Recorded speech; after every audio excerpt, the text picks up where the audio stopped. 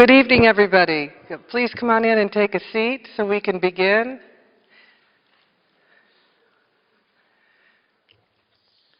My name is Patrice Petro, and I'm Vice Provost for International Education here at UWM. On behalf of the Center for International Education and the Institute of World Affairs, it's my great honor and privilege to welcome you tonight to the George F. Kennan Distinguished Lecture Series featuring Lloyd Benson Chair and Professor at the University of Texas at Austin, James Galbraith, and Professor of Economics at the University of Athens, Yanis Varoufakis. Tonight's event wouldn't have been possible without the tireless efforts and professionalism of the staff of the Institute of World Affairs. The Institute of World Affairs is a UWM treasure, and it's dedicated to keeping the people of Wisconsin informed about and engaged with the critical global and international issues of our time.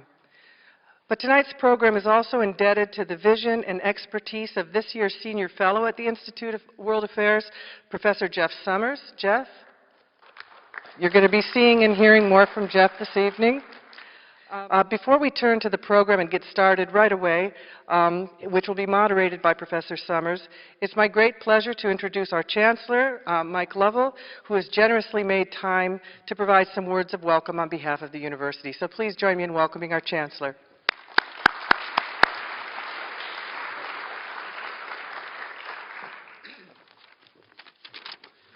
Well, thank you very much, Patrice, and I'm going to welcome all of you to UWM this evening, and what I believe is one of the best venues on campus for any type of event. I also want to really thank Patrice and Jeff for your work in making such a dynamic program available to not only the UWM community, but the Milwaukee community in general. It's just fantastic that we have this level of speakers here on our campus to discuss issues that are critically important to not only the future of our city, our state, the country, and really the world. Along with the Center for International Education and the Institute for World Affairs, we have several other co-sponsors that I'd also like to recognize from the academic units across the campus, including the Departments of Economics, History, Political Science, and Sociology. Again, due to the nature of what we're going to hear tonight, it's very critical for these fields that represent our campus to be really up to date on what's happening globally, and to have speakers of this caliber here really will help our faculty and staff better train our students. Another partnership I want to mention, as you came in this evening, you saw the Journal Sentinel had a booth out front, and they've really helped, been a great partner for our campus in many ways, including focusing attention on the speaker series this evening by doing an opinion piece from the two speakers this Sunday. Hopefully all of you saw the Crossroads article that was in the paper on Sunday. It was really fantastic. I congratulate both of our speakers, James and Yanis, for the articles that they presented. And again, I think this is another way that we are working with our broader community to better understand the issues at hand. And finally, Patrice has already recognized particularly people from the Institute for World Affairs, for all of their hard work and dedication to make this speaker series happen. I really want to thank you for keeping the spirit, ideas, and intelligence of Milwaukee's own George Kennan alive through this series. His ideas positively influenced, for decades, American political policy during the Cold War and consistently raised the level of public debate, which I think we're trying to do this evening. And when you talk about the topic of this evening, I think it couldn't be more timely. For those of you who happened to see the Washington Post on Friday, may have seen the article that quoted the president. He said, the title of the article was, "With 2015 budget request, Obama will call for an end to era of austerity." And when I think about what's happening, for certainly public institutions such as UWM and the challenges we're facing to do our mission with the way we're funded, and the way that the corporate community and industry is carrying more money forward than they ever have in our history, and kind of the imbalance that we are facing, this dialogue is something that I believe we should debate, and it's very important for the future of our campus in other public agencies like us. So without further ado, I'm going to turn things back over to Patrice, and I want to thank all of you for being here and being part of this dialogue. So Jeff Sommers will make some opening remarks, and then we'll get started. Okay, thank you so much, Patrice. Yeah, it's just really a delight to have the privilege of James Galbraith and Yanis Varoufakis to come to our campus and to discuss, again, as Chancellor Lovell had said, one of the more timely topics under discussion, not only in the United States, but in the world. A couple of additional notes regarding our presenters here today, our discussants in this engagement with the topic of austerity. We should note that James Galbraith, in addition to being the Lloyd Benson Chair of Government and Business at the LBJ School of Public Affairs at the University of Texas at Austin, has also written one of the kind of already classic works on the 2008 crash, The Predator State. If you haven't had an opportunity to read it, I would surely hope that perhaps you could find a little bit of time to do so. It's well worth your effort. Yanis Varoufakis has also written a very, very important work on the economic crisis as it pertains to Europe, The Global Minotaur, which was published in 2011, if I recall. And he has a follow-up work that is going to be forthcoming shortly, as does James, by the way. His new book will be called The End of Normal, published by the Free Press, and we expect to see that in print, I'm hoping, by the end of the year. Would you say, James, that that's a fair assessment of the schedule for its publication? Excellent, great. Also, I want to make sure that the Center for Research on International Economics and that the Center for Economic Development, both co-sponsors of this event, are mentioned. And with those thanks now behind us, we can begin our discussion with each other and with you, because after some 45 minutes or so of remarks by ourselves, we will open up the event for questions from you. You can queue up here to the front. You see a microphone right at the front of the stage here, and we're hoping to discuss this topic with you and to get your thoughts on it. So with that, we shall begin.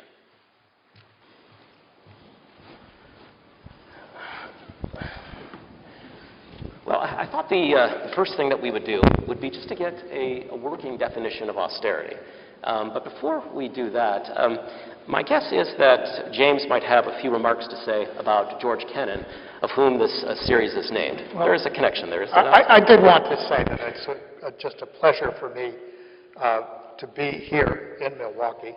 It's a city with which I have, three small connections, one of them not so small. The first one is the fact that the first time I ever came here, it was to come from Madison with the only copy, it was thought, of a speech that was to be given that evening in the major arena. This was in March of 1968 by Senator Eugene McCarthy. And in those days, you didn't have fax, you didn't have email, so when you needed to get a document to someone, you put a teenager in a Cessna and sent them down. When I got here, it developed he already had a copy of his speech that was totally unnecessary. The second connection, a little bit peripheral, but maybe not so much, is with George Kennan, who shared the cover of Time magazine with my father and with Edwin Reischauer in early 1961, when the three were named by President Kennedy to serve as United States ambassadors. Very significant development in two respects. One, because it demonstrated to the world how seriously President Kennedy took the ambassadorial function, the importance of placing people, and I say with no false modesty, of real distinction in that position. And secondly, because at least in my father's case and George Kennan's case, they were going to the leading countries of the non-aligned movement, to India in my father's case and to Yugoslavia in Kennan's case.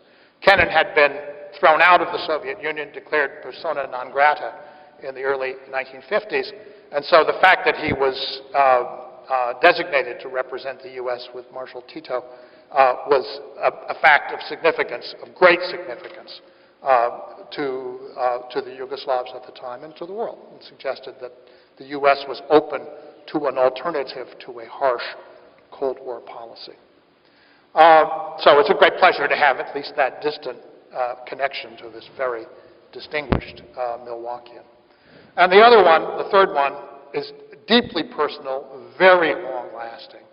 and as the fact that one of the closest relationships I ever formed in my life was with a man with whom I worked for 8 years, really, from 1974 until he retired in 1982, first on the staff of the Banking Committee and then as his staff director at the Joint Economic Committee, and that was Congressman Henry Royce, a figure of great distinction, originality, true brilliance. I'm sure there are people in the audience who know him, and I just want to say that on that account especially, it's a true thrill for me to be here in Milwaukee.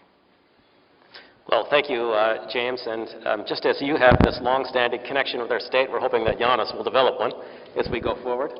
So let's talk a little bit about austerity, and I'll open it up to either of you to begin to engage this theme.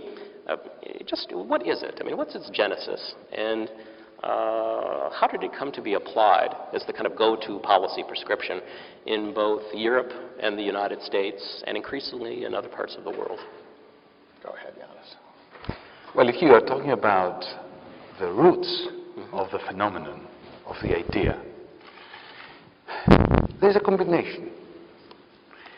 There is the historical connection between austerity and the ruling class's objection, on the one hand, to have to pay for a state which was essential for the maintenance of the peace which was necessary for them to remain as the ruling class, and at the same time having to pay for it. So they wanted it, and they didn't want to pay for it. And the fear was that their political representatives of the ruling class, of themselves, would become a bit uppity and would start doing things on their behalf. Now, you can see that kind of paradox surviving in the politicians and the polities' attitude towards the Fed. And not just in this country, but towards central banks. So you will have noticed that in most countries there is almost a dogma these days, a dictum, according to which the central bank should be independent of the politicians. There's a fear that the politicians will use the power of the state in order to pay for services that ingratiate themselves with the electorate. So there was always that. There's also another element of it, which is more psychological. Let me remind you that after the Black Death in Europe, in medieval Europe, if you held an opinion poll, there were no opinion polls back then, but I think we can speculate that if you had an opinion poll and you asked the average European whether they felt that they were responsible for the Black Death and whether there should be self-flagellation and whether they should be punished by God, I would say that 85–90% would have said yes. So after a crisis, the combination of the political imperative to pass the buck on to those who didn't cause the crisis, together with the majority of those who didn't cause the crisis, readiness to accept responsibility at a moral, psychological level. Having said all that, in the final analysis, as I was just intimating, it's a question of who pays the bill for a crisis. And austerity is a denial of the causes of the crisis and the political project for making those who didn't cause it pay for it.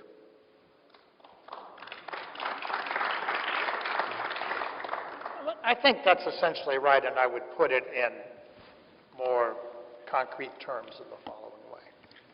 After the Great Depression, the Great Crash in 1929, and the Depression of the early 1930s, it became necessary to reconstruct the world economy, national economies, on some other principles. And those principles were articulated in the United States. They were developed to a substantial extent right here in Wisconsin. They included core conceptions of social insurance, unemployment insurance, Social Security, a minimum wage, ultimately the Fair Labor Standards Act, and the rights of collective bargaining, and later on, health insurance. A whole range of devices which enabled a large, integrated, still substantially capitalist economy to function adequately and even to grow and prosper in the post-war period. And these programs have always had their irreconcilable enemies, their unreconciled opposition from the beginning, because they curtailed the unlimited economic power of the people that Franklin Roosevelt called the economic royalists, because they created an alternative body of institutions, public institutions, which play an important role in people's lives and continue to do so. Let's just talk for a second about the Affordable Care Act. What is the objection to that which has emerged most vigorously in recent weeks? It's the realization that the Affordable Care Act permits a certain number of people to walk away from their jobs and not suffer terrible consequences if they do. And that, you can tell, touches still a nerve with certain parts of, let's call it the economic, those who are economically empowered. They don't like it. Austerity is the embodiment of a policy intended to roll back those institutions, those protections, that amount of those aspects of our social system which the 20th century built up and created. In Europe, in the United States, this has been going on for a long time. This campaign has been going on before the crisis, during the crisis, after the crisis. So it's not a new thing. It's just that in a crisis you get an extra impetus because governments are strapped. Their tax revenues go down. If they're state and local governments, of course, they have to react to that in some way. In some cases, they don't have an option. They're under pressure from their creditors, and they have to respond somehow. In Europe, we have the additional problem that as the European economy became integrated, the richer, larger countries of Northern Europe declined to take responsibility for a comprehensive social system, so that every tub, in some sense, was sitting on their own bottom, and when the crisis hit, there was no effective safety net for the countries of the Mediterranean or for Ireland. So that made the situation in Europe actually more difficult and harsher, both politically and psychologically and economically, than proved to be the case here. If I may just add, just to reinforce James's point, a year ago, I think it was, I was in London and I was having lunch with a member of the House of Lords on the side of the Conservative Party. And I always enjoy hearing, the horse's mouth speak, so to speak. And he said to me... I'm sorry, which part of the horse's anatomy was speaking? The mouth. Oh, thank you. Yes. He put more or less, I think, the same point that James has just articulated in straightforward terms that I do not believe can be misconstrued in any way or form. He said to me, listen, he said, after 1945, we, you can imagine who we is or were, made huge concessions to them. We allowed them a national health service. Later on, we even built universities for their children and paid for them.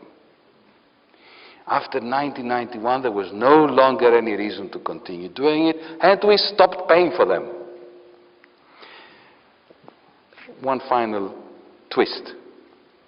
A few months ago, a heroic journalist from, I believe, the Irish Independent, it wasn't the Irish Times, I believe it was the Irish Independent newspaper, spent countless hours listening in to recordings of telephone conversations between executives of Anglo-Irish Bank, one of the failed Irish banks that was eventually saved to the tune of tens of billions of euros by the Irish taxpayer, who then had to suffer huge austerity in exchange for the loans that Ireland received from the European Union and the IMF to pay for that bank.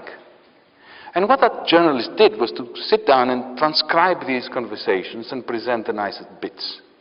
I invite you to have a look at these. Just Google it, you can find it. Anglo-Irish telephone recorded Irish independent. Just put something like that in Google and you find it.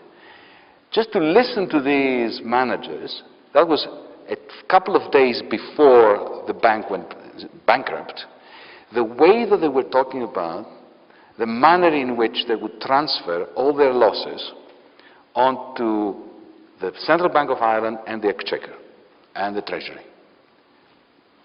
Very instructive about the role of austerity in modern society. So we have this class dimension to this issue, which you've nicely articulated, but then there's also the economics of it as well. And of course, those two are related. But I'd like us to give some treatment to, some engagement with, the actual economics of it. So we know that the argument for it goes something as follows, that at a certain point, wages and benefits rose too high, that this starved the economy of investment capital, that this then starved the economy of the needed resources in order to produce the research and development and the new products that it required in order to continue growing, that additionally we had competition from low-wage manufacturers overseas, and thus in order to have a high-growth economy, or just even an economy that would continue to grow, we needed to reduce expenditures. Now, arguably, we've done that. Now, the counter-argument within economics to that kind of supply-side thinking is that you have something, of course, called the fallacy of composition, in which if all players, all nations, begin this kind of budget cutting, if they all also begin to cut wages, that it then creates a downward cycle or spiral of reduced demand, and the economy overall suffers. Just weighing these two different perspectives, what's your view on them, and what would you say the merits and demerits of each are? Well, look, it's clearly, I think, possible for an economic entity to act as a magnet for low-wage activity by providing a kind of sheltered environment for that. It is possible, that is to say, in the case of an entity which is relatively small and which has a large neighbor who will move activity in there, overcoming, if you like, the direct effect of the policy. Right? And we observe that from time to time. We observe it in the case of, let's say, neighboring cities that try to provide low-tax environments for businesses, essentially a similar kind of argument. It is absolutely not possible for a large or even a middle-sized country, or even a relatively small country, I mean, it's something that's above the scale of very small, to achieve this, which is why the arguments for the success of austerity that one hears tend to emphasize the country that you're familiar with, Latvia. Excuse me, what is the population of Latvia? 2 million. 2 million. So we're talking about something that's on an order of about 1/3 or less of Wisconsin. Right? Right. So that's what we're talking about. If you're talking on that scale, and, oh, sorry, what is the population of its large neighboring economy, which I believe is called Russia? 50 times. Right. 70 times as much. So, Roughly 145, yeah. okay, that's the kind of thing that where it's a plausible case. But if you're talking Greece, which has 11 million people, when Greece goes through these cuts, or if you're talking Wisconsin, which has The last time I looked, it was 6.9 million, which impressed me because it was exactly the same as Denmark. But maybe it's a little more now. But you're talking about an entity which is large enough that when it engages in these cuts, it is in effect shooting itself in the foot, right? What it is doing is weakening its educational institutions, causing its skilled professionals to emigrate. It's weakening its manufacturing facilities, causing investment to go elsewhere. It's weakening its infrastructure, raising the costs for businesses, not lowering them. It's doing everything it's also lowering the incomes of its citizens, which means that all the small businesses are losing business. And the reality is that an economy which is worthy of the name, which actually functions as a more or less self-contained unit, has to provide its own foundation of activity for the most part. It can't rely on the rest of the world to bail it out of its own failure to support itself and to support its citizens. And that is, I think, the fundamental fallacy of scaling up this notion of austerity to the size of any entity that is relevant or meaningful to us as policymakers, basically. Well, just to emphasize and reinforce your point a little bit, using the case study of Latvia, a country that I know quite a bit about and have lived in for some 5 years off and on, and have published quite a bit on as well.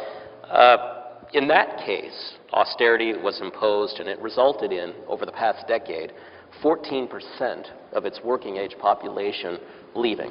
So it's kind of an Old Testament-like exodus from a land which became very poor to the promised land, I guess, of the United Kingdom and Ireland. And so they make a desert and call it peace. Exactly. It's like Carthage. So if you're willing to do that, and if you think about the United States, if that percentage of the population of the country left, you would be talking about an exodus somewhere in the range of 30 million people. As I've often commented before, I don't think Canada or Mexico are willing to take some 30 million Americans and provide jobs for them. So while, again, some of these small countries, just as you say, James, can do this, but with great, great pain, it's just simply not replicable, just as you were stating, with larger countries. But moving on a little bit and thinking about how Europe has fared with austerity versus the United States, could you talk a little bit about the structural differences between the European Union and the United States, which has resulted in the United States, for all of its problems, doing somewhat better than the EU on the whole has since the 2008 crisis? As Jamie was saying before, the United States underwent a major transformation after the Great Depression, with the New Deal, and then perhaps definitely later with the Great Society. Now, those experiences created within the United States some important mechanisms that act as shock absorbers during crisis. Shock absorbers that Europe lacks. So in 1929, what we had was a breakdown of the gold standard. The gold standard was what? It was a kind of common currency. Without common institutions and without any way of transferring surpluses from one jurisdiction to another, especially during times of crisis, in order to lessen the impact of a cascading crisis. This is precisely the kind of system that we built up in Europe with the eurozone. The eurozone is a copy of the gold standard, which brought about the Great Depression. So in precisely the way that 1929 started the process which, as you all recall, under Herbert Hoover, tried to deal with the crisis by means of competitive austerity and competitive devaluation once the gold standard broke down, and the result was the grapes of wrath. Well, this is what we have in Europe, because we didn't learn from the lessons that the Americans had learned. We created a common currency union resembling the gold standard that lacked the following. Let's be concrete here. What did it lack that America created after 1929, under FDR and then later LBJ? It lacked a unified banking system. So the Greek state had to salvage the Greek banks, the Spanish state, the Spanish banks, the Italian state, the Italian banks, and the result was that those governments went bankrupt in the process. Ireland, of course, is a great example. So that's one thing that we didn't have.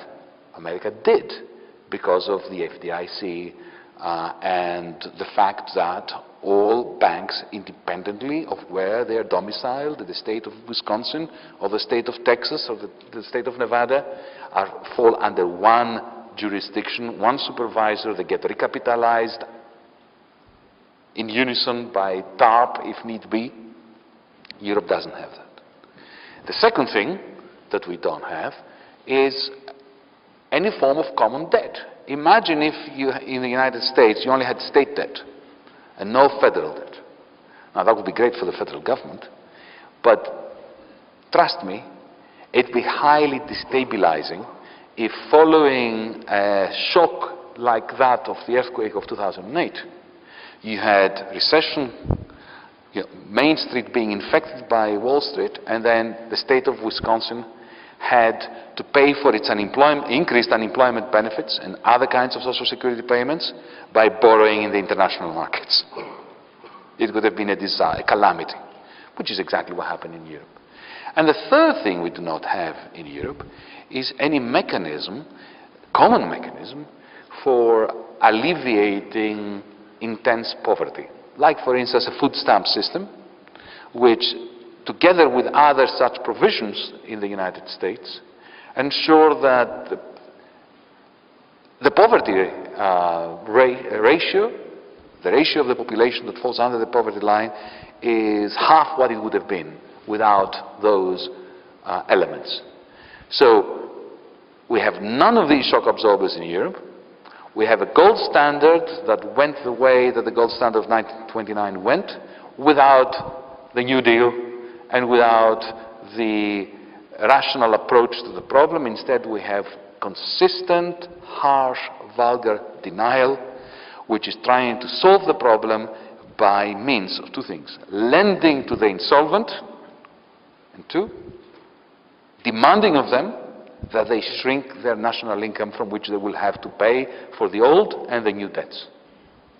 I don't think that the devil would have found a better way of destroying the European continent. Very, very quickly, and then James, just if I can, just very quickly, I mean, it seems that what you're saying is that one of the great ironies here is that the attempt by so many governors in the United States and of much of Congress to kind of roll back the New Deal and to bring us to a kind of pre-New Deal economy, that the only thing that has really kept this economy from collapsing are the very New Deal policies that they've not been able to euthanize. So in other words, you have federal payments, such as Social Security, which go out to all of the states, redistribute income back to them, and introduce some fertilizer, so to speak, into the economic soil, generating some demand in the economy. It's a hugely stabilizing force in the United States. We are often told by our European friends that we lack social welfare protections.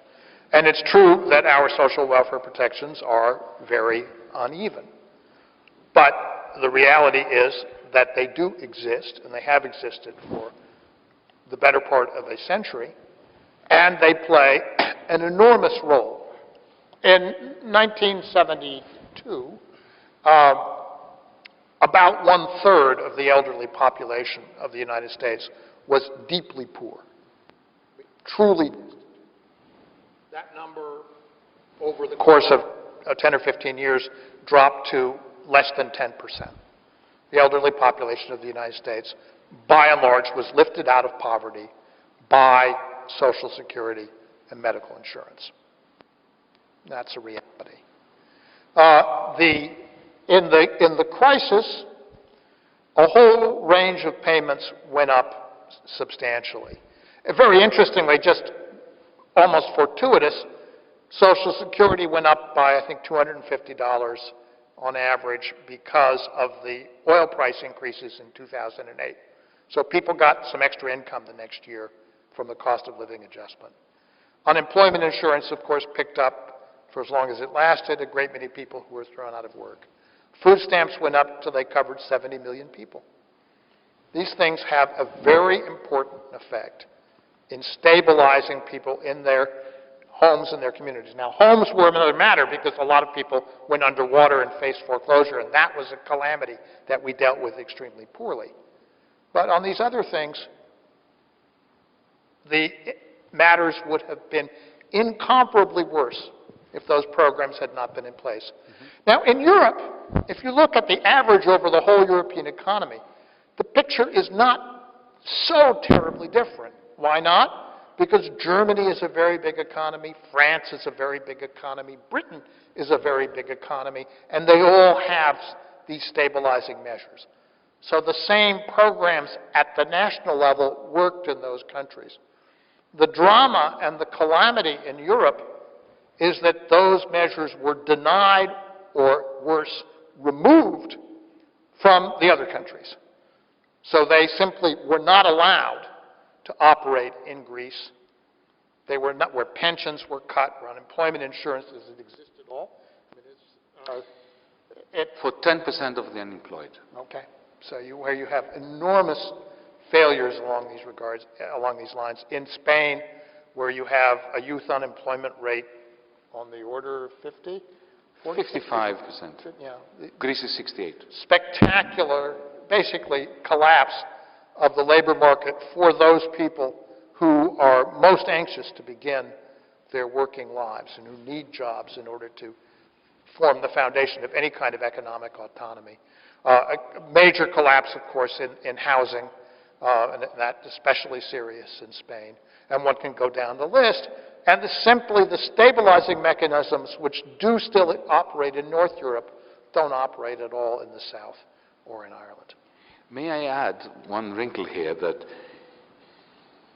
while it is true that you have social security systems in places like Germany and France, which are much stronger, always were much stronger than in the periphery, and there you have this kind of fragmentation and differential degree of social welfare provision in the different member states of the eurozone, we have a situation where all these states are being marched off the cliff of competitive austerity. Because if you look at what's going on even in Germany as we speak, the standards of welfare provision there are falling because local politicians at the state level, at the town hall level, at the federal level, feel that they have to give the good example to the profligate Italians and Greeks and so on by reducing welfare provision in their own countries. So, whereas here in the United States you have a situation where the welfare safety net operates as a stabilizing factor. You have a situation where, in states with higher than average unemployment, the unemployment benefits are being paid by Washington, so effectively that constitutes a transfer, a recycling system whereby surpluses from other states are coming to the hardly hit states, supporting the unemployed, and therefore it is like transferring a tranche of cash from the stronger states to the weaker states. And this is not a question of philanthropy, it's a question of stabilizing the dollar zone. In Europe we have exactly the opposite, and not only that, not only are there transfers from the stronger states, from the weaker states to the stronger states, but on top of that you have a diminution of welfare provision throughout the Eurozone, which creates both local and Eurozone-wide forces of destabilization. James, did you wish to make a well, remark? Go ahead. Okay. We can come back to where things are fraying in the United States, because they obviously are. Right. Well, and I think that's where I want to go as well. Yeah. So in recent decades, what we've seen in the United States is a great deal of downward pressure on wages. Now, this initially was associated with an increase in the price of assets, first equities, later housing. And so these all seem to be means of generating demand in an economy that could still produce much in the way of goods and services, which also, because of its tremendous borrowing power internationally, could purchase goods from abroad. But now we've reached a point where we can't seem to generate the demand internally to consume what can be produced. And so we find ourselves in a situation with, not, of course, on the scale of Greece, but relatively high unemployment. And we have to remember that when we have millions of people out of work, that's not wealth in terms of goods and services that are being contributed to the economy, that could be otherwise. And we also have mounting debts. So this all seems a consequence in part of, again, these downward pressures on wages. So, James, perhaps you could speak to what might be done in order to address this let me issue. first just take up the question of some of the things, some of the many things that we did wrong in this country. Okay. We can go back to the period where I cut my teeth politically and where we witnessed the industrial crash of the upper Midwest in the early 1980s with very high interest rates, mass unemployment, vastly increased value of the dollar, and all the advanced firms that populated this region disappeared under that pressure. And we've been following a path which was set in those years substantially ever since. But just to cut the story short and just focus on the last 10 or 15 years, it's obvious that we placed an enormous reliance on an artificial and fraudulent mechanism of economic growth, which was mortgage finance, right?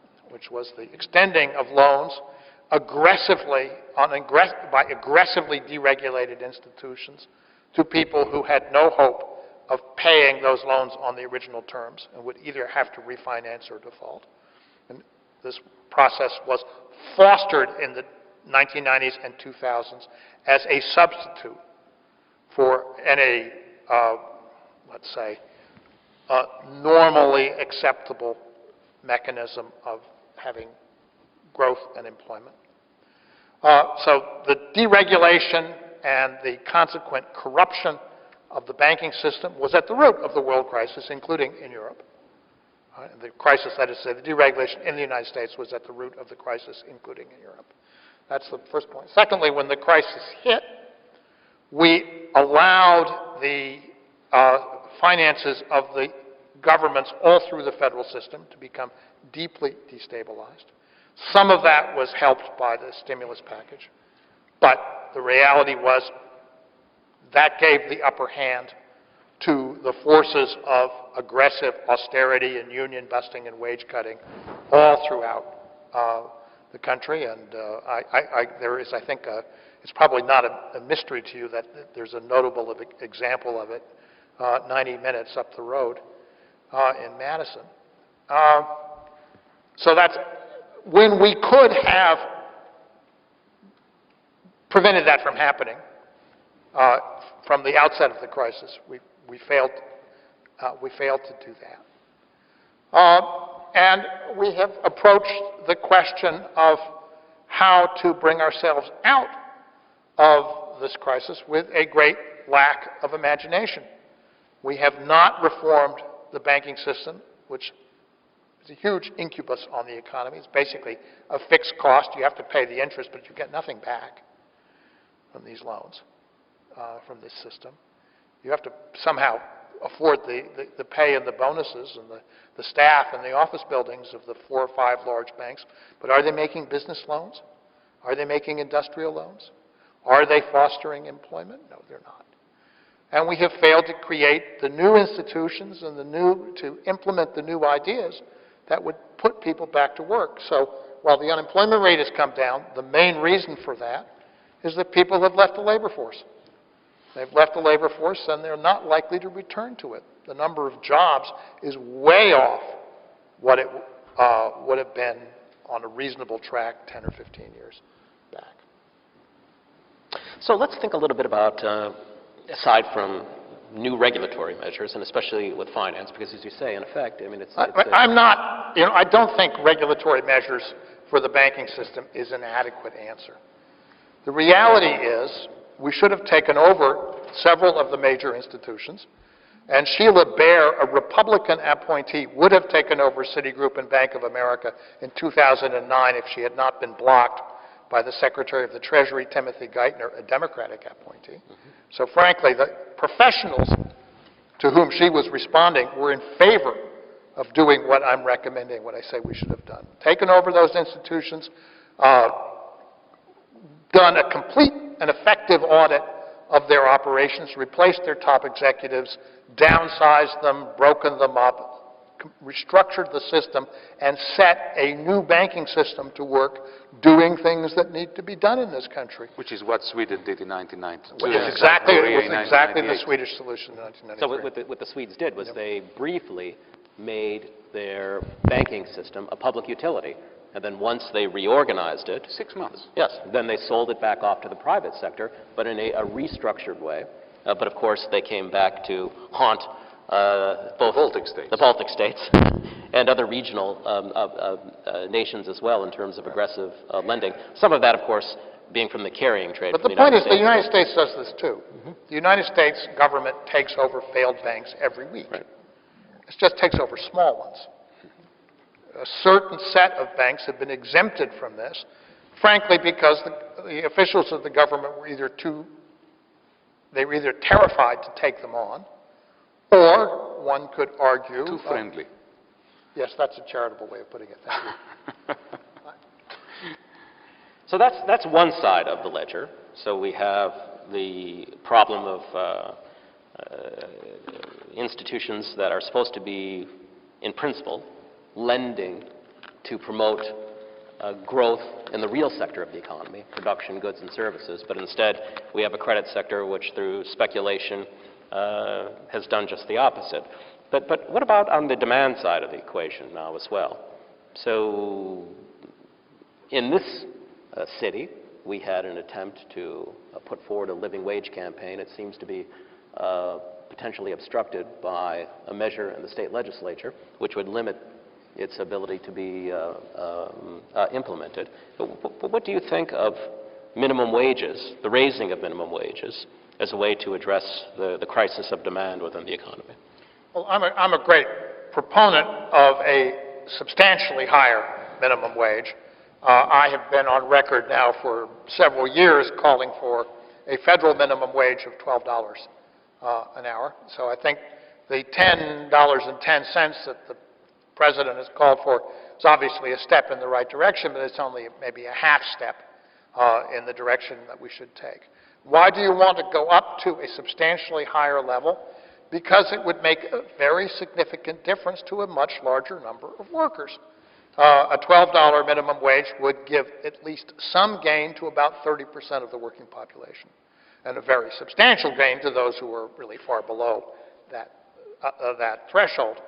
What would that mean? It would mean that their consumption patterns would change. They would have more money in their pockets, and they would be patronizing the small businesses in their communities and raising the whole life of their communities to a higher standard. Now, it's true that on the business side, that would mean higher cost for some businesses, but it also means more money coming in the door. And that, so far as we can tell, from looking at the experience, for example, of the United Kingdom, which implemented a minimum wage that it had never had for the first time in 1999, has been raising it since, is basically a wash. It's uncontroversial now in the UK because the claims that there would be a lot of jobs lost simply didn't prove to be correct. So what we would see, and particularly in my part of the country, and I live in an area which has much lower average wages in Texas than is the case historically here, you would see a real social change beginning to take effect. It would also mean that the difference between what you make if you are in a union and what you make if you're not in a union would be reduced, which would lower employer resistance to accepting unions. So you would have a whole series of social changes that would follow upon having a substantially higher floor for wages. Would this mean, would this be enough to restore full employment levels of demand? No. The numbers I see are on the order of, we worked out that in California it would be worth $15 billion a year. The whole country is probably about 10 times that, so $150 billion a year. That's not peanuts, and it would make a very significant difference in the service economy where most of these workers are located. And I would take it as a very substantial step, which has another very important advantage from the standpoint of the austerity debate, which is that it doesn't cost the federal government money. Federal workers are all paid more than the minimum wage, more than $12 an hour. Anyway, there are a handful of contract employees who are affected by the recent president's executive order. But the main point is that it would raise payroll tax revenues. It would reduce food stamps payments to people who are already employed. It would reduce payout under the Earned Income Tax Credit. So it would be, from the standpoint of the federal budget, a net gain. You can't argue against it on austerity grounds. The opponents of minimum wages claim that minimum wages affect adversely the people who are supposedly to benefit from them, because by pushing the price of labor up, you are pricing labor out of the market, and you will increase unemployment or reduce jobs. That's a standard argument, right? Now, if you take this logic to its natural conclusion, it should lead you to the statement that an abolition of minimum wages or a reduction of existing minimum wages should increase employment. Well, I come from a country, Greece, where we had a very interesting natural experiment only last year, about a year and a half ago. We reduced minimum wages by 35%. We were forced to by the troika of lenders. What happened to employment? Employment was falling because we are in a crisis. Did the massive reduction in minimum wages decelerate the fall in employment? No, it accelerated it, and it accelerated magnificently. So this is adding to the empirical evidence that James referred to from Britain. Now, why is it that labor doesn't work like potatoes? And in the case of potatoes, in the farmer's market, if you have an excess supply of potatoes, you reduce the price, you get rid of them. If you increase the price and you have excess supply, right, you're not going to sell them, you're going to sell fewer of them. Well, the fundamental, of course, difference is that is twofold.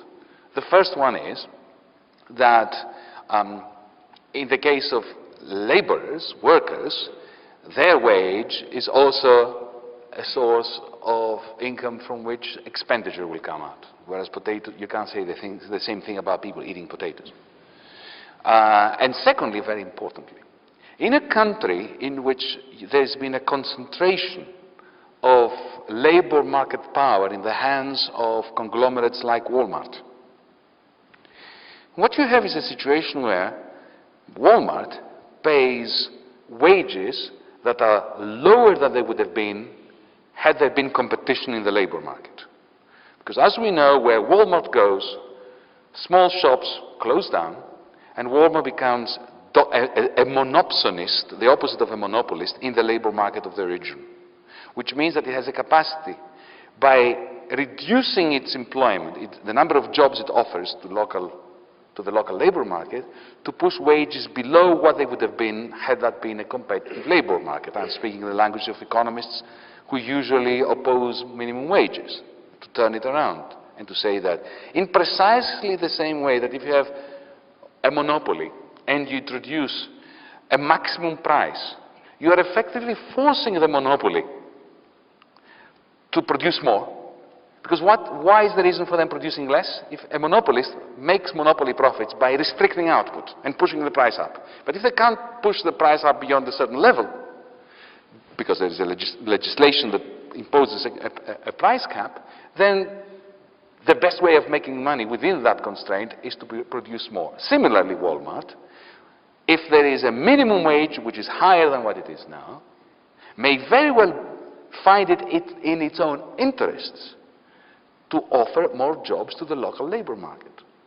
So there is a multiplicity of reasons as to why it makes perfect economic sense to increase minimum wages, and why employment, not only will it not suffer if minimum wages increase, but it may very well improve handsomely for two reasons, both microeconomic, both because you are effectively steamrolling over monopsony power of the local labor markets, and for macroeconomic reasons because you are increasing demand.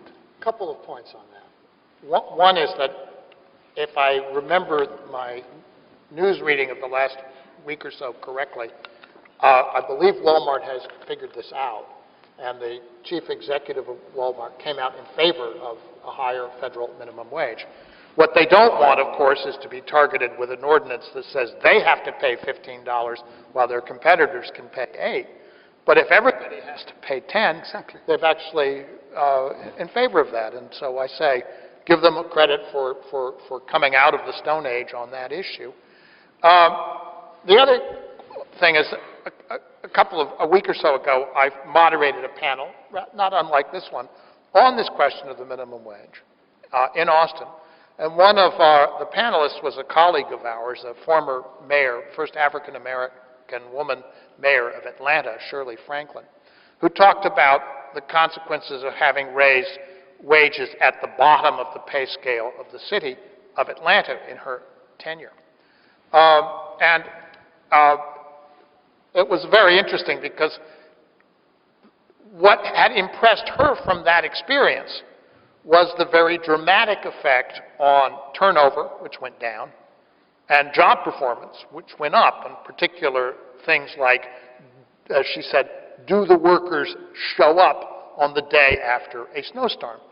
Right? This matters, and if they're being paid at a decent rate, they have a certain pride in that job, which is not there if the job is really so low paid as to be really a disgrace and disreputable to them. And that, I thought, was a very interesting point. And there was also a question in that argument of one of the other people on the panel, is you have to have a professor of economics to make these arguments, was that the beneficiaries of the minimum wage were largely the kids of well-off middle-class families. So I asked Mayor Franklin if any of these low-wage workers in Atlanta were, in fact, from wealthy middle-class families. And you can imagine the look that she gave me as to when she finally recognized what the question was about. Was, what planet are you, in fact, on? Well, a concluding remark here, I think, from Yanis. Just briefly, Wall Street bankers seem to recognize the argument for giving incentives to people to show up and, to be at the top of their game by paying them high wages. But they don't seem to care about extending that logic to other people. Well, when Wall Street is doing well, they call it a performance bonus. And when they're doing very, very poorly, it's called a retention bonus. So either way... They seem to believe in this logic. Let's take them to task. I think we're now at the point, and I would love to carry this conversation forward, but I want to ensure that our audience members have an opportunity to participate. So if you would like to advance a question, please queue up to the microphone here. I'm going to ask, and of course you always hear this, but I'm hoping that you'll take it seriously, that we keep the questions very short, and then I'm hoping that our participants in our discussion up here on the stage will also do the same with their answers. No, the point of having short questions is so that we can give long answers. Yes. And vice versa.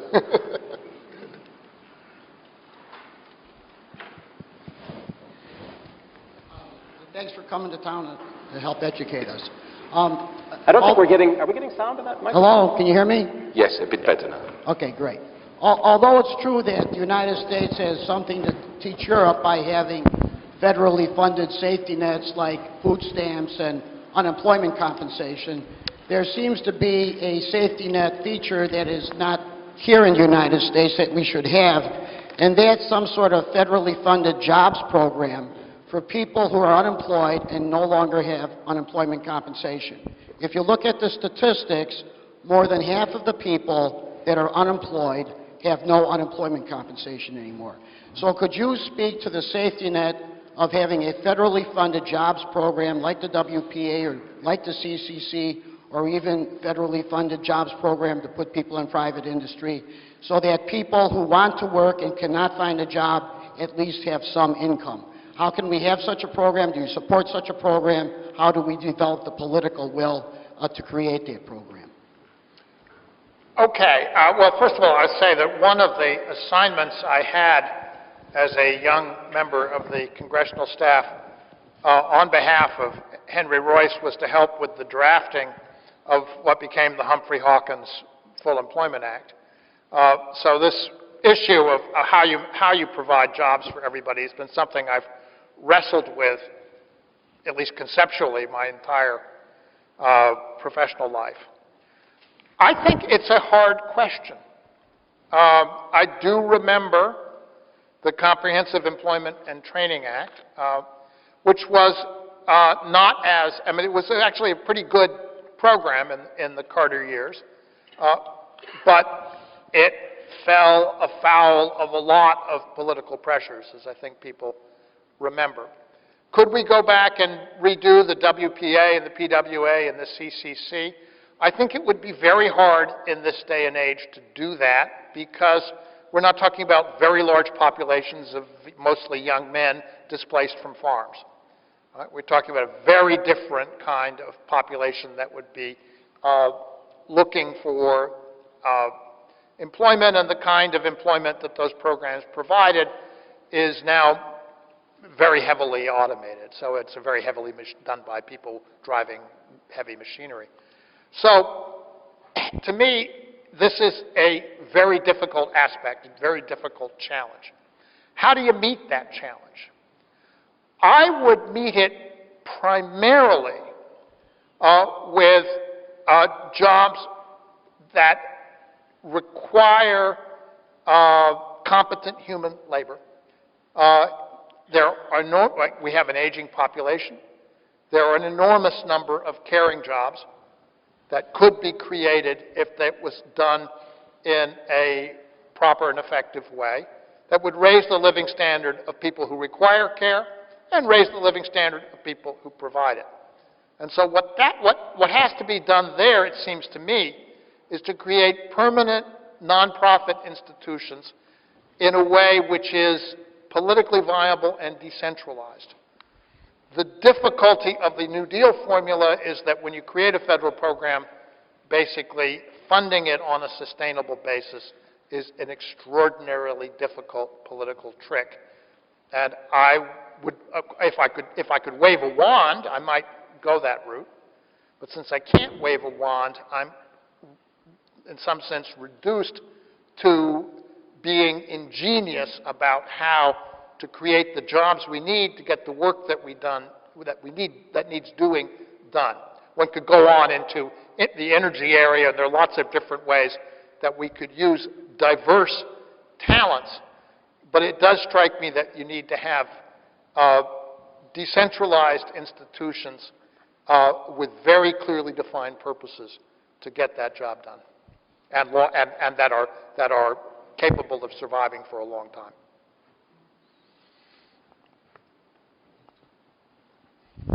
I'd like to play devil's advocate here by paraphrasing Margaret Thatcher. In the social programs, it's very easy to run out of other people's money. And both the Clinton and Bush administration pushed that by enforcing and pushing the Community Reinvestment Act and forcing banks to give loans out to people that ultimately, as you mentioned earlier, couldn't afford them. I wonder if you'd comment on whether that was a good plan, or in the Community Reinvestment Act should be repealed or not. Sure. The Community Reinvestment Act was enacted in 1977, and its purpose was to oblige depository institutions that took money from, let's say, African American communities to make loans to those same communities. So the issue here was whether banks were going to be removing funds from communities that already had them, or whether they were going to be, as part of their commitment to those communities, providing lending that they were refusing to do in a practice known as redlining. This is not what brought on the financial crisis. What brought on the crisis of mortgage finance 30 years later, in 2007, was largely the behavior of institutions that were not subject to the Community Reinvestment Act because they did not take deposits anywhere or in minority communities. We are talking about companies like Ameriquest, which was a mortgage financing company that raised its money on the capital markets and lent it out extravagantly to people it knew would never be able to pay. An entirely different business model. You should read Joseph Nocera and Bethany McLean's rather wonderful book, All the Devils Are Here, about how Ameriquest's loans officers were greeted at work with a welcome to work kit that consisted of scissors and whiteout.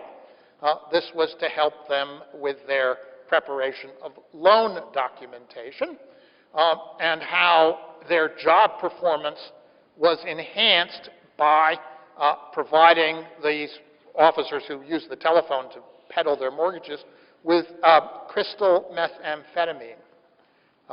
That's a business model. I was on a panel once with Neil,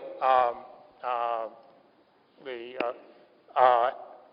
former head, Special Inspector General of the Troubled Asset Release Program, Varoufakis, a prosecutor, and I asked him whether knowledge of that behavior might, as a professional prosecutor, strike him as slightly, let's say, slightly untoward from an ethical standpoint, and he agreed that, yes, that was the case.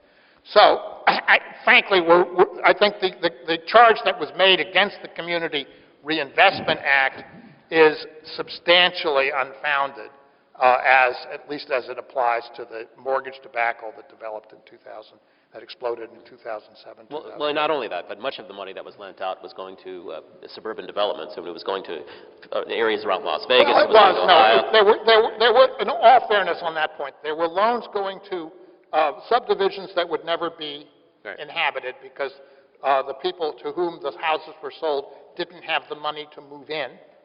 And there were loans going to people who actually were in their houses, had been there for a long time, loans that would flip 5 or 6 times in a year, and you'd end up with a huge balance that was far more than you ever saw, that did not achieve the purpose, might be fixing a roof or something that you needed to have done, and you would end up in foreclosure. So they were basically neighborhood wrecking loans by utterly entities that should not have been allowed to function.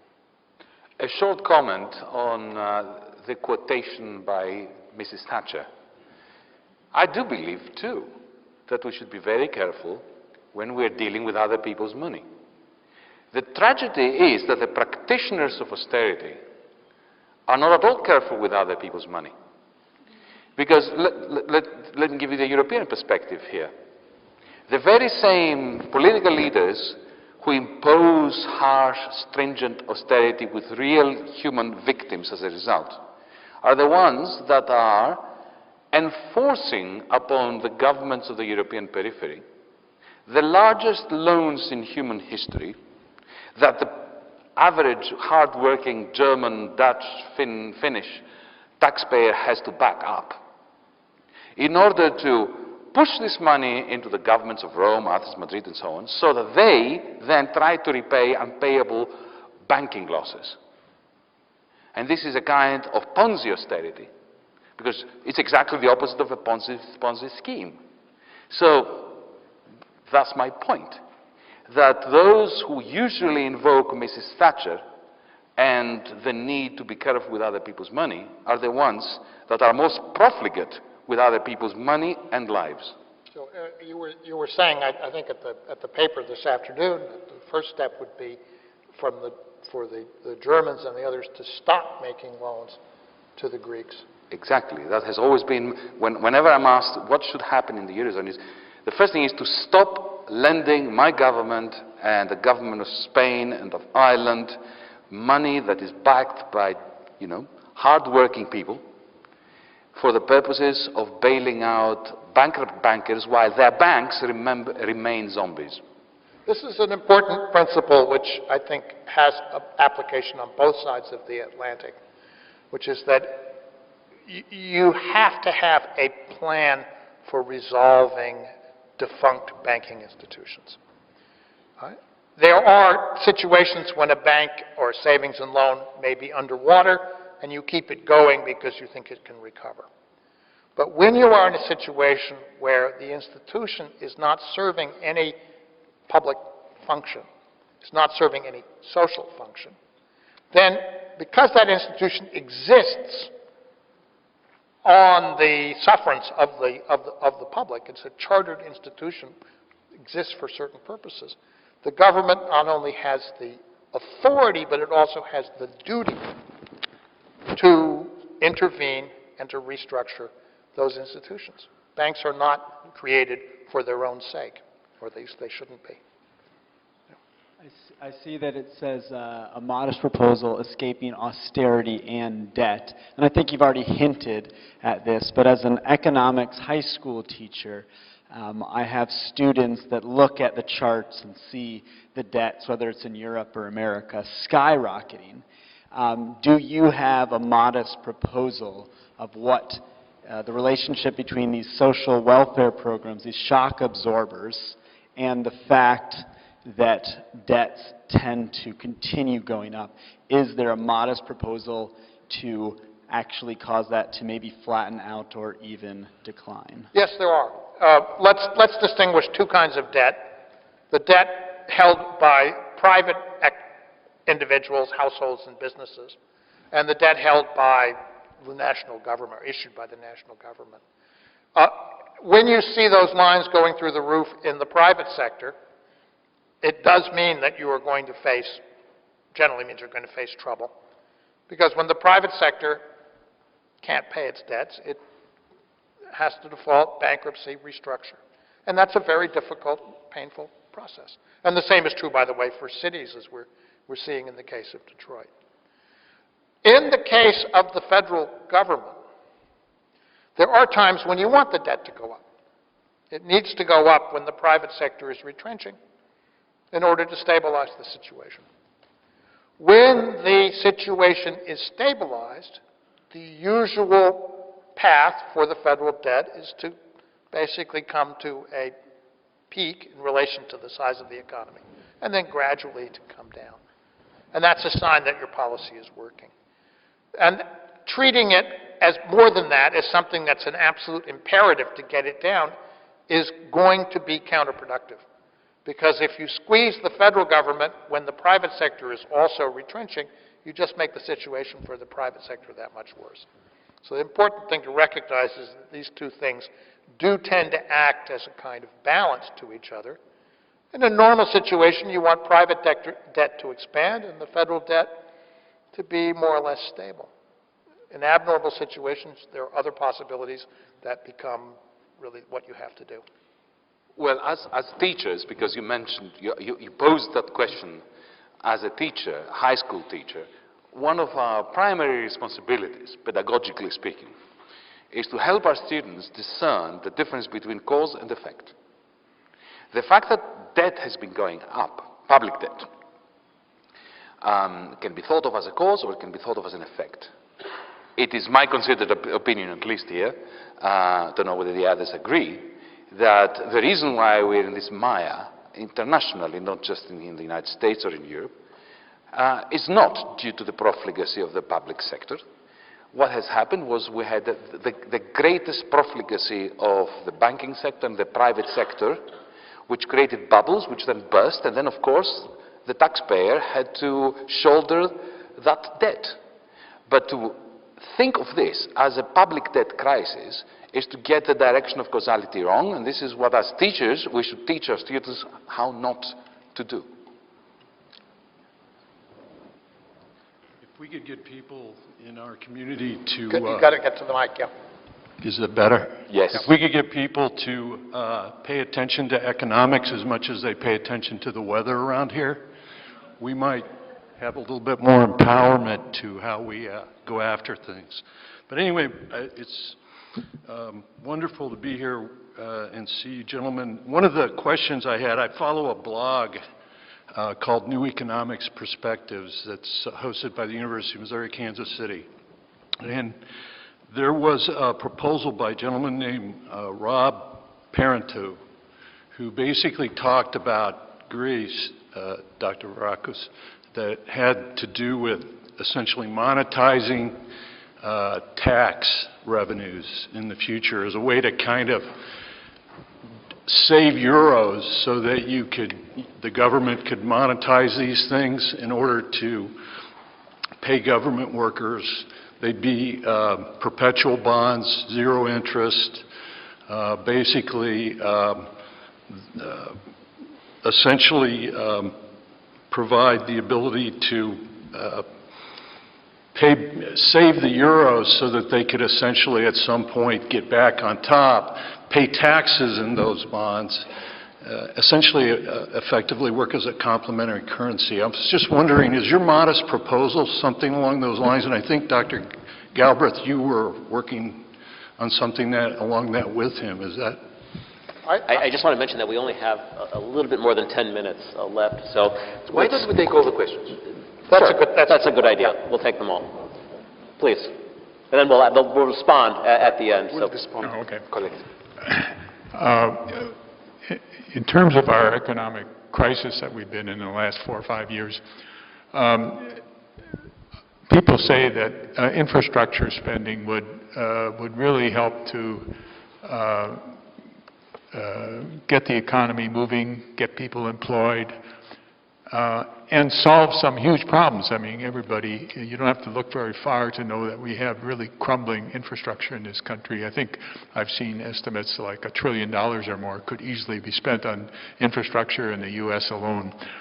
So I'm wondering what you think about that, whether such spending needs to be, quote, funded, meaning that you got to find ways to cut expenditures elsewhere in the government in order to pay for that infrastructure spending.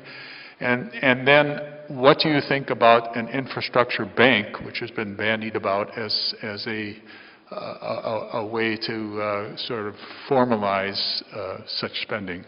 Thanks. Thanks for a really stimulating conversations this evening. My question is about the organization of force and power.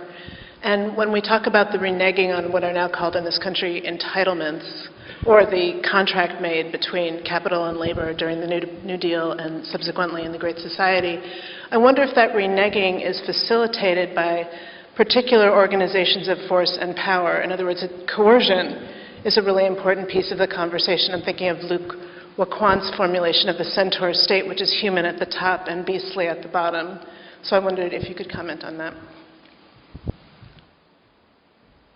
I just wanted to kind of ask, the idea of a higher minimum wage, is not only would it, create more demand from people who had jobs, but it would also eliminate jobs that provided no meaning.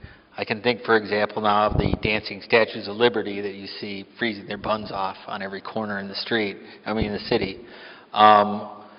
And is that one of the reasons that minimum wage can't be raised, is because higher standards and decent, meaningful employment is a way to reduce the dignity and make working worse for everybody? Yeah, this will be the last one here. Okay. First of all, I would like to mention that the discussion was absolutely outstanding from every aspect. The comment that I would like to make is that there has been a very extensive and intensive discussion of what didn't work in the case of Greece or, the United States and so forth. What is really interesting is that every single case that was brought up here as not functioning and unlikely and not recommendable has worked to full capacity in the case of Chile. So the question is, how come in the case of Chile, all these experiments that presumably failed have been very successful? And to a certain extent, the Chilean case is very well known, but it creates very fundamental doubt about some of the arguments. I would also like to conclude one thing, that this is more pleasant, or I don't know whether it's pleasant. There is an island in Greece, and presumably there is a larger number of people who receive government subsidies for blindness than the island inhabitants. Or to make it slightly different, all the taxi drivers get subsidies for blindness, but they still work. And you have, somebody could go through an innumerable case of similar cases of corruption. And the question is this serious enough? Should it be considered? Can be considered? Or should we lift our hands and say, well, Chile is an exceptional case? Thank you. By the way, it was excellent. I just want to answer very quickly on Chile, if I may. One thing we have to remember about Chile is that much of its copper sector is nationalized, and it's more or less pushed through these reforms in an era in which China was rising. So massive exports of copper at ever-increasing prices to a China that was beginning to industrialize, clear cutting of forests, which is not sustainable over time, a growing agricultural sector, which is sustainable. So it's developed an export economy, and it's done very, very well, but it's been very dependent on the rise of China. And so I don't know how long that situation can continue with Chile.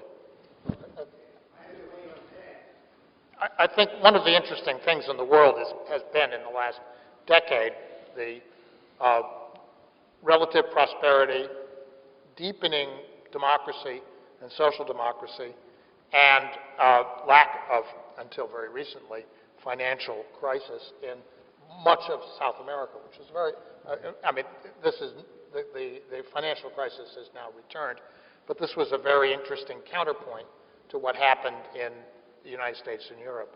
Let me come around, because there was, I think, as part of these questions, a sense that we should be stating what it is that we propose. And Yanis and I and Stuart Holland are the co-authors of a proposal, which is called the Modest Proposal. It originates with Yanis and Stuart, for resolving the particular crisis of the eurozone.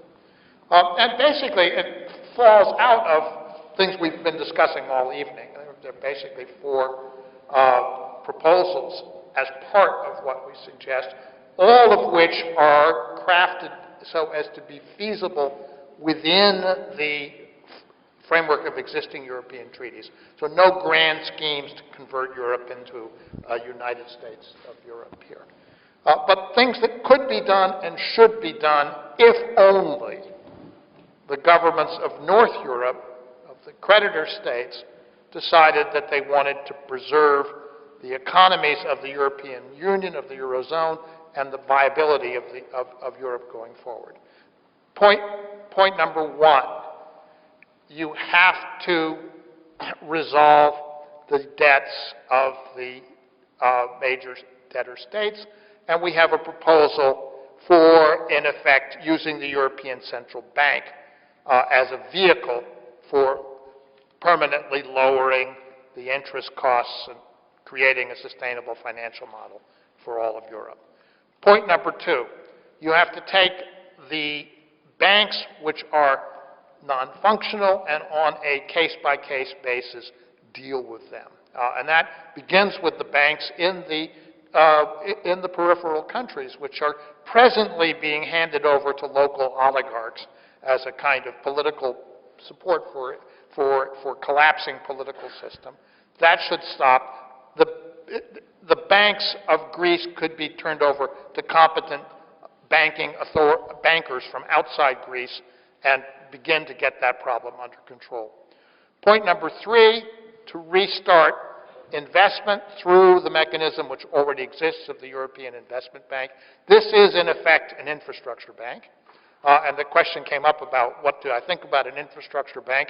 I think very highly of the idea of a really well-functioning infrastructure bank, so highly, in fact, that the first bill on the subject, which was co-authored by Representative Lee Hamilton and Representative Jim Howard was in fact written by, well, it wasn't written by me, but it was written by someone who was working directly for me at the time on the Joint Economic Committee. It was a project of the Joint Economic Committee in the early 1980s.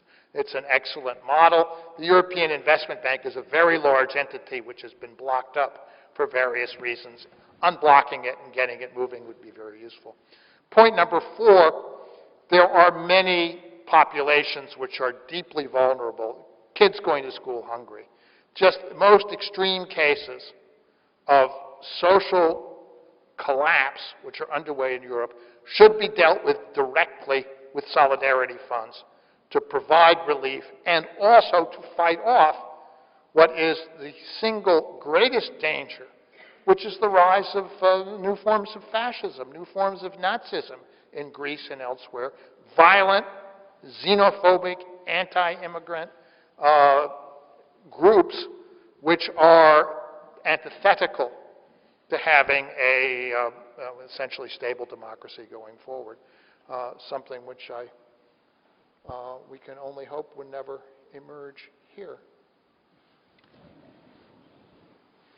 Since a couple of questions were posed on Greece by Professor Mamalakis concerning, of course, the corrupt image of the country, I have spent 12 years working for the Greek state. I'm a professor in a public university, so no one can give me lectures on the tragedy that is the Greek state and the ever-presence and omnipresence of corruption. But let me say that this is not an explanation of why Greece has collapsed. It is utterly irrelevant. It is true and irrelevant. Let me put it simply. You mentioned by the way, all these reports are hugely exaggerated, but nevertheless about, you know, the island that has more blind people than inhabitants. But let's even assume that it is correct. The level of public spending in Greece on the social welfare state is lower than the average level in Europe. There are ways in which corrupt practices are finding ways of increasing that spending, but it's still not managed to push it anything beyond the average, not the higher echelons, the average of the European Union. But if you don't believe me, look at another country, Ireland, where no one is claiming that the state is corrupt. Nobody's claiming that the labor markets are not sufficiently elastic. Nobody's claiming that they don't have a strong production fabric which is export-oriented. It has a huge, much more than China ever had, current account surplus. And yet Ireland is bankrupt. The reasons for Greece's bankruptcy and Ireland's bankruptcy and Spain's bankruptcy are one and the same. A badly designed monetary system. Regarding your question about things that we can do in order to increase liquidity, I have a proposal, perhaps maybe you've read that too, regarding tax credits, and Jamie and I have discussed this many times, but this is not the time or the venue in which to discuss it. Permit me to close with a general statement about austerity. The problem with austerity is not that it is unfair, which it is. The problem with austerity is not that it is anti-democratic and, in the end, undermining democratic institutions, which it does. The problem with austerity is that it does not work. It has never worked, and never will it work, with the odd exception of freeloading. 1996 Canada introduced austerity, and it was freeloading on the United States. You can have Germany introduce austerity in the late 1990s, and it was freeloading on the rest of the continent. In other words, importing aggregate demand from the rest of Europe and exporting deflationary forces. The only way you can have your austerity work is if you are a committed freeloader.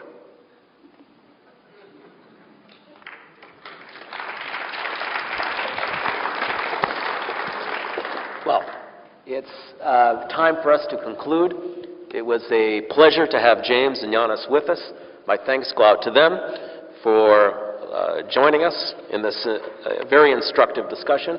I thank you for your questions. Again, I want to thank Patrice Petro, and I would be remiss if I did not extend a word of thanks to Doug Savage and Rachel Schrag, who helped to organize this event. So thank you very much.